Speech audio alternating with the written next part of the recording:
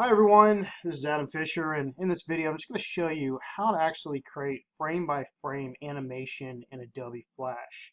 Now, before I begin actually creating my setup here, what I'm going to do is I'm actually going to go to File, New, and I'm going to go ahead and select a resolution that I know that I'm going to be using for another project. And I'm just going to show you the reason why you'd want to do this. You'd want to actually find the resolution that you want to utilize, build all your animation content that would go into another project or a final project within like a setup that accommodates the same resolution. So in this little demo here, I'm going to use the 1080 HD TV title safe area template here that I pretty much recommend, and I have all my students build using this resolution because it is in the HD. I'm going to click OK. Then that way we're staying within the resolution needed. Now notice there's a complete white screen, so I'm just going to grab the zoom tool here on my tool palette,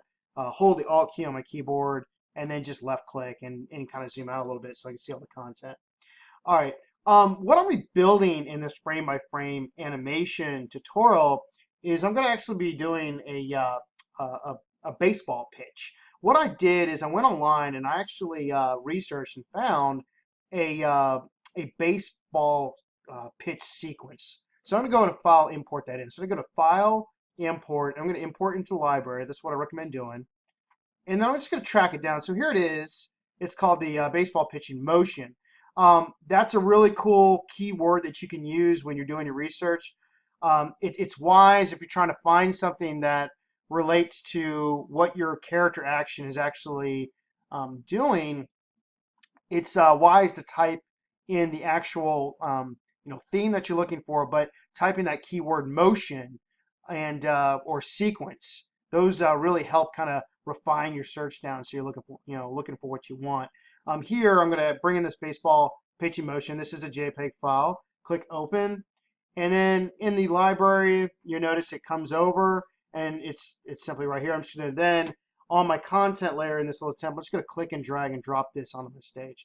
Notice the size of this. So this is pretty small. I'm going to grab the transform tool. And it doesn't matter if we scale up, which we shouldn't do in graphic design, because it breaks up images. But we're going to use this image as a foundation to actually build our character sequence frame by frame animation. So I'm just going to bring it to roughly a good size of what I'm trying to actually create here. And I'll be dropping to like another project scene here just to kind of show you the process. And what I'll do is I'll just go and lock the layer. So I'm going to lock it. And then that way I can't even click and move this around. What I'm going to do, I'm going to create a new layer. So I'm going to go down and click the new layer tab. And right here, instead of layer 1, I'll just name this frame 1. Let's call it frame 1 pitch. That sounds good. Let's do that. All right. And that would actually correspond to my first frame here. And actually notice this is like a 4-frame sequence. And I'm going to draw each one of these and then put them together in sequence in my timeline to make it look like it's animating using the frame by frame method. Okay, so what I'll do is I'm just going to actually zoom in. So let me zoom in here on this frame first, get a better size to work with. And then what I can do is I have a few options going back to like previous videos I've taught where I show you how to use shapes or drawing tools in Flash. I've had many students in the past, they love the brush tool. So here's the brush tool. And when this is activated, if you got your property tab open, you want to make sure you got your object drawing turned on. That's good. I recommend not using an actual stroke because any kind of brush mark you make is going to have a stroke. And basically just find the fill color that you're looking for. I've had students use this. You got your different size brush property down here. And then what they like to do is because they have object drawing turned on, make sure this is activated. You can just click and drag and kind of draw, this is kind of like the body of this character. I'll just click, and before I release my click, I'll just kind of fill it all in.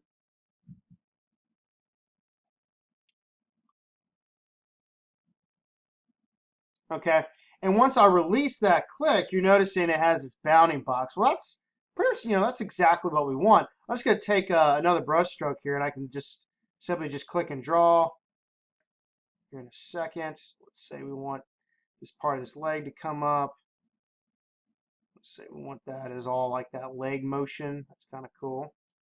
Okay, release that. I got that area, and then I'll draw down to here. And if you're not, you know, really an expert using brushes in the digital software, that's okay, because I am going to show you another trick that you can use to your advantage here. All right, so I got that. Looks like his arm kind of comes over this, so I'm going to, well, you know what? I forgot. I'm going to actually do the top of his hat to kind of match the color of his uniform. So I'll just click and drag and create the top of this hat. Okay, and then I'll just change the color. So I'm going to change the fill color to, like, let's say a let's do a black, because I want to do like the shoes and got some other areas here. So I'll take my brush size down a little bit. I'll just do the black, the bill. You know what? I just realized that top shape didn't even bring the blue over. So I'm going to have that shape selected with my selectional tool. And then if you notice, you have your eyedropper tool here, or eye. And then with it selected, just left click anywhere within that blue property I've drawn, and it just takes on that color. Go back to selection tool, then deselect. Make sure the bounding box is not active to deselect it. Then I'll grab a new color. Let's do a black and brush tool, and now I can actually color in that bill. Let's say I want to draw this like bill. That looks pretty cool. Let's see. Let's say I got my shoes, so I'm gonna just increase my brush size a little bit here. Let's say I want my shoes. That looks good. Let's do that one. And I got my glove, so I'll just draw my glove. You can be as detailed as you want with this.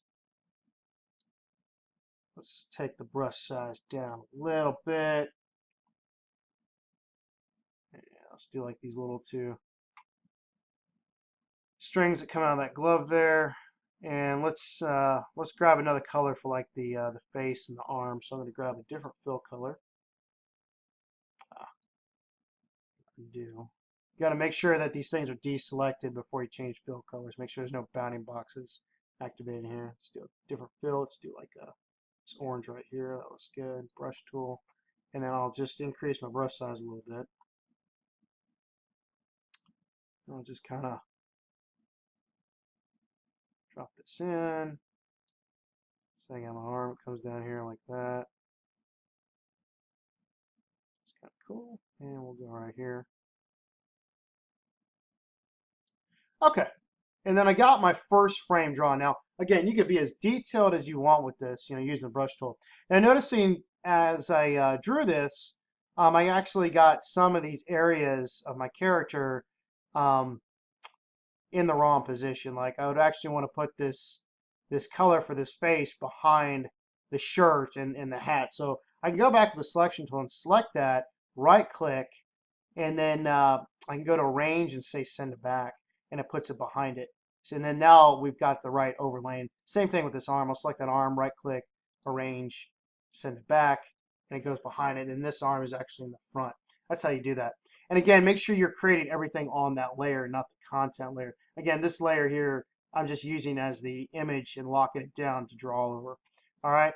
So you're seeing it. I've got it all created. If you're satisfied with just that, like you don't really need to worry about anything else. If you're just good with using shapes and having them overlay on one another, you can do that. Or you can select all this if you want. Select it all and go modify, break apart, and then it brings it all together into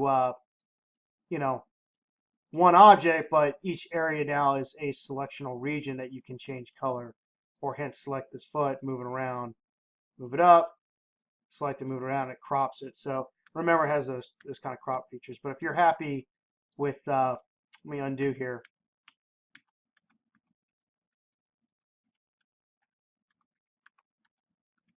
Without even doing the break apart, then you can leave it like that as well. It's entirely up to you, how, whatever you're more comfortable with, okay? All right, so using the shape tool now, what I'll do is I'll use the shape the shape tool and shape tools to actually create the next frame in motion here, as opposed to using the brush tool. So that is frame one pitch. I can create another layer, and I'll call this frame two pitch. And I was referring to the shape tool because the one I like to use is actually the oval. Now you can use any one of these shape tools that's in Flash. You can hold it down, you can see you have different options for those tools. Okay, but the one I teach all my students is the oval tool, and I'll show you why. Because when you're doing, especially like you're drawing human anatomy, um, everything has more of kind of like a rounded feature as opposed to everything being rectangle. But it's entirely up to you. Like if you want to do a rectangle character, you're welcome to. Whatever you're trying to kind of push for. But in this case, just this, I'm actually going to create this next frame using the oval shape tool. I'm going to go and lock down frame one pitch layer since I'm done with it. And what I'll do is, before I even do that, I'm going to grab the eyedropper tool and I'm going to select the color one. So I'm going to start with that blue again and make sure that's going to be my fill color right there. And then I'll grab the oval tool and I'll show you how to actually use the oval tool and make this work to your advantage. Notice in the properties I have a stroke value of 1, and what I'm going to do is I'm actually just going to say I don't want to use a stroke. I'm going to go to the stroke property here, stroke color, select it, and then just actually select no to stroke and turn it off entirely. And then what I'll do is with the fill color that I have selected, I'm just going to go in and click and create the first oval shape, which is around this torso, this upper torso. I'm going to create by click and dragging and creating just a setup oval. And again, make sure you have that object drawing turned on. And then what I can do is grab the selection tool. I will left click deselect and then just left click and drag one of the edges, and I can conform this shape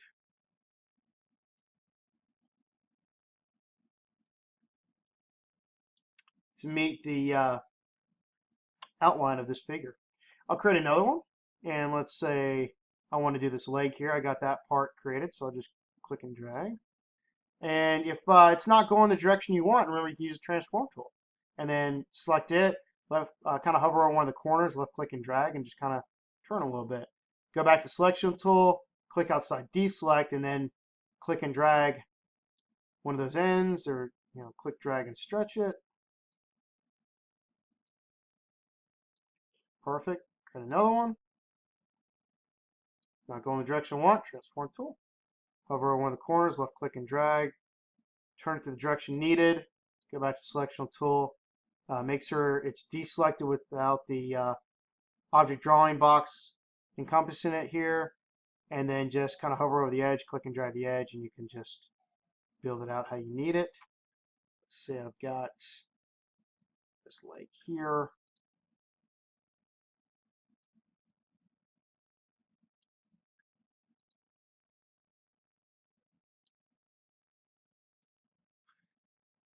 Again, I'm just kind of using the method, just this method, to show you kind of how to build the foundation of these designs. This is not very detailed just for this lesson, but it shows you kind of a process you can start with, and then you can add in all the additional details into your character designs.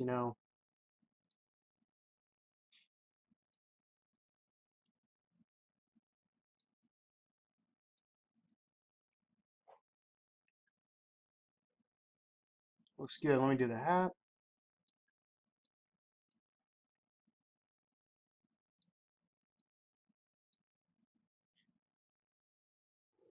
Okay, so I got that created, and then what I'll do is just go ahead and grab the eyedropper tool. I will left click, select this flesh color that I'm using, and then I'll grab the oval tool, and I'll just left click drag, kind of an idea of what is the shape of his head. To grab the selection tool, just kind of move it around a little bit. Looks pretty good. Let's see the arms. So let's do the arms real quick. Let's say this is kind of like my forearm here. Transform tool. pretty good. I'll grab the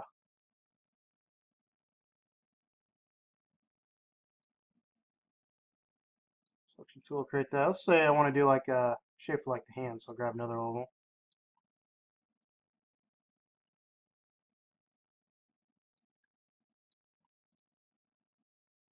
Remember, do not have that bounding box activated. I'm trying to select it. So there you go, looks pretty good. And once you get it going, it becomes a lot easier. It's just practicing and repetition of these processes I'm showing you right now, and you just get better. I'm going to create the other arm here. This one I actually want to go on the back because it's on the other side of that upper torso. Let me finish use a selection tool to actually build it out the way it needs to look first. Let's say like that. I'll select it, right click, arrange, send it back. Yeah, perfect. Got another one. Like I said, this is very basic. A lot of my students in the past, what they've done is they've come in here and they've added like facial features, or they've done, they created the ovals, or they've drawn with the brush with the stroke turned on to create their hard outlines.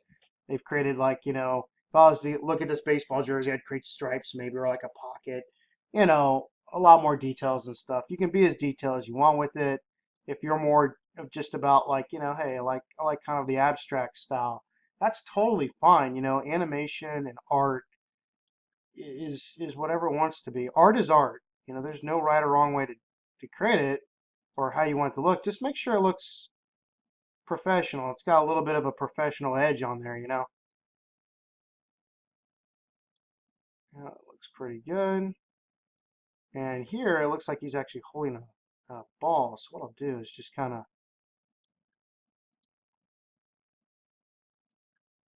like that.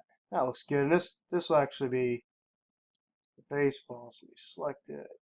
That's pretty nice right there. All right, hat's got to go on the front, so I'll select it, right click, arrange, let's send to front on that layer.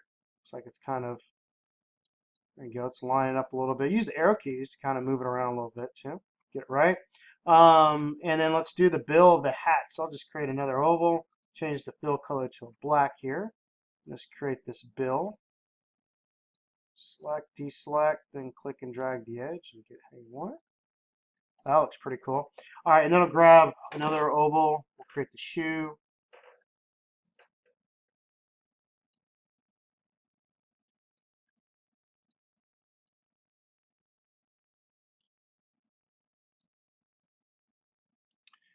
Say I want to put that foot behind the pant leg here, so I will send it back. Looks pretty good. Where the pant leg's kind of, let's mix it up a little bit, kind of overlaying it a little bit. Get some more depth or the feeling of perspective in that. That's kind of cool. And then we'll do one more. Let's see, because I got to create the other foot.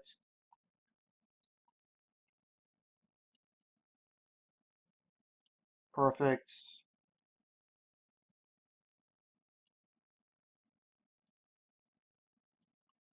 And let's just move that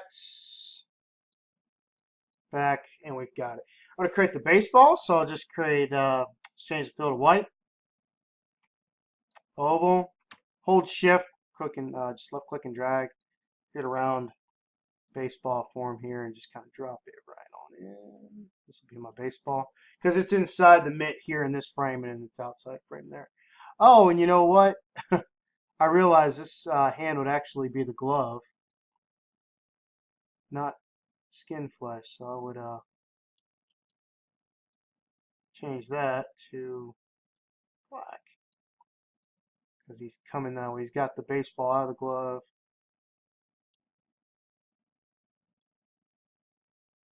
Perfect. So try both of these tricks I just showed you, these drawing tricks, and really explore them and see how they work for you. But these are two methods I highly recommend. It's quick, it's easy, it's fast, and it's fun. What I'm going to do is just stop the video. I'm going to draw the other two frames, so I can get everything I need, all the frames drawn, and then I'll show you actually how to put them all together to make them look like it's one figure animating here. Okay, so I have got all of the frames drawn for this sequence of motion here, this baseball pitch. And as you can see, I've got frame 4 pitch that I created, and that is the last frame in the sequence. And then I've got frame 3 pitch, and I drew those two in just to complete all the sequence of motion. So now what I'm going to do is I'm actually going to put them all together to make it look like it's one action taking place. And the way we do that is the first thing we do is I'm actually going to insert frames for these layers. So let me just go ahead and just have them all locked. That's fine. And what I like to do is, as I found out, when you're doing frame by frame animation to make it look like it's an animated sequence, the best thing to do is to use only 2 frames for each action. So basically what I'm going to do is going to click and drag. I'm just going to select across my timeline, just click and drag and select those frames that are just in front of the keyframe that was created where the keyframes automatically created when you create shapes on that layer. So we've already established the keyframes because I've created these shapes and these ovals that all come together as a character here. And I'm just going to basically click and drag and select that first set of frames right in front of them all, right click, and go to insert frame. So what just happened was you're noticing I've got 2 frames, okay, for each action. I don't even need the content anymore, so I'm going to turn it off entirely, and we're just going to have a nice clean stage here. I could turn it on anytime if I need to go back and just make further adjustments, but I'll just turn it off right now. And then what you'll do is you'll go up here to view, and you're going to turn on your rulers. And the reason why I turn on rulers is this gives me the ability to actually create guides that I can actually understand the absolute location of where the character is going to be per action. So what I'll do is I've got all my frames created, and I can just simply click and drag frame 2 pitch. I will click, drag, select both those frames, release my click, then I'll click and drag, allows me to move them in union and move it in front of where that second frame ends for the first part of that sequence. I'll do the same for the one above it. So I'll go to frame pitch 3, click and drag, select highlight, release it, then I can click and drag and move them together. I will click and drag, select highlight, release my click, and then I'll left click and drag and move them forward. And when I move them forward, oops, I was 1 frame ahead of myself there. Don't need that ending one. Let's remove it. You're seeing that the cut frames are automatically created behind that short little sequence. Now putting them all in order, you're noticing it looks like the character is pitching, but he's moving across the stage. So if you're making like a run cycle, maybe you want to make a character running and slashing something, this is fine, but this character is actually going to be pitching off of a mound, okay? So what I want to do is actually, I've got my sequence of animation, and what I want to do is I actually want to go ahead and create a new scene, and let's say File, New, I got my 1080 scene here, and I'm going to go to File, Import, Import to Library. I'm going to import in the baseball mound image that I found. I'm going to click Open, and let me just zoom out and use the selection tool here in the library, just on the content. Let's say this is my actual project.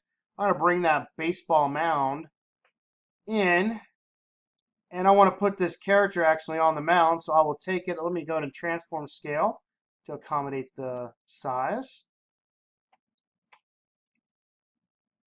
Remember to hold shift, left click and drag the corner to scale in uniform. And get the mound where it pretty much needs to be. This is like the little pitching plate there. And what I can do is going to lock it, okay, and I'll create 4 new layers. And I'll rename these frame 1,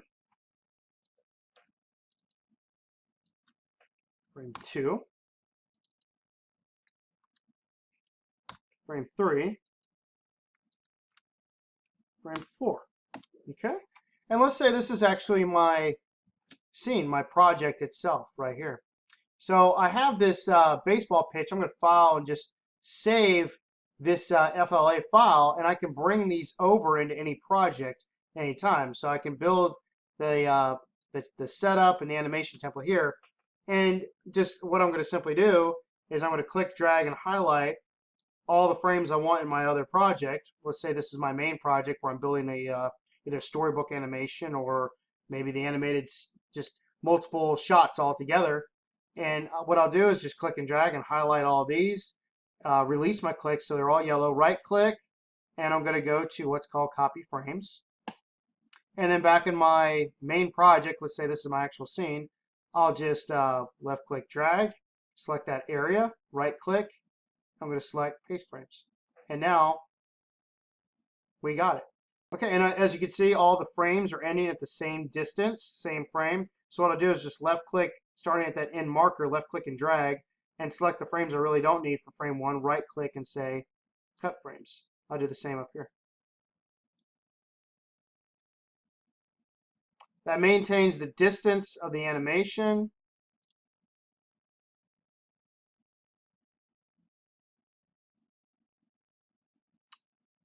And just keeps, like I say, what we need, what we actually need to show. With all that said and done, I'll just left click and select the actual layer. This is the content. This is actually the scene. And I'll just left click and drag and select all the frames ahead of it, release, right click and say insert frame. And now that goes that length that I need. So now the character still looks like he is, you know, running across the mound, which is not what we want. So at this point in time, what I'll do is just select these two frames right here, which is frame 1, unlock it, and use the transform tool. And I will move him into where he needs to be. So he's going to be standing on this little plate here on the mound. Let's lock it. Let's unlock this. Let's move forward. These two frames, select it. Use the transform tool. He's going to be kind of coming off the mound a little bit here. Perfect, because he takes a stride. Then I'm going to select these. Let's lock this one, unlock that. Transform tool, select it.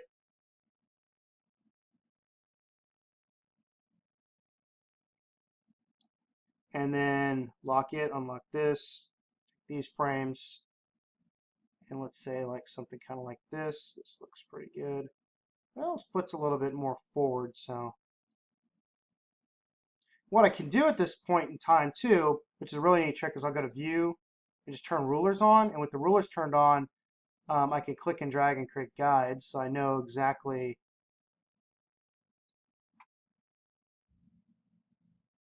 where that foot is, or a part of this character that I know needs to kind of be aligned with the next animated frame.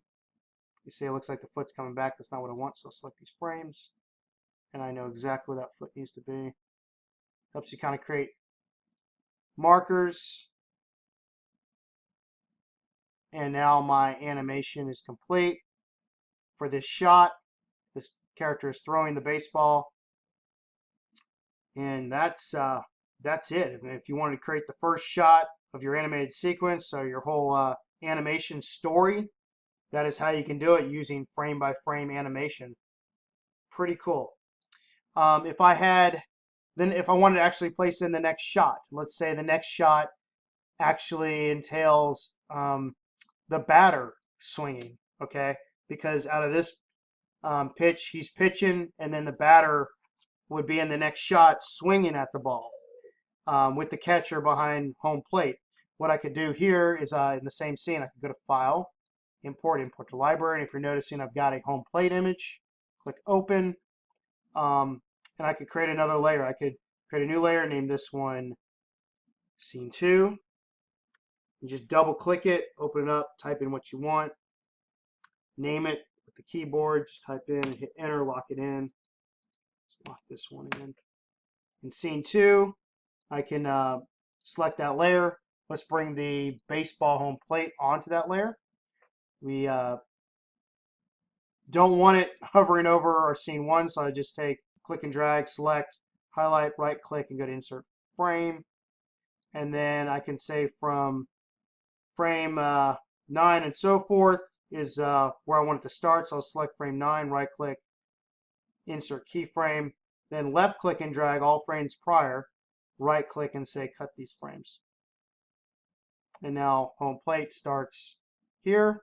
And then I would actually create a whole nother file setup of the next character in the next shot, where I would create a character that would be swinging at a ball.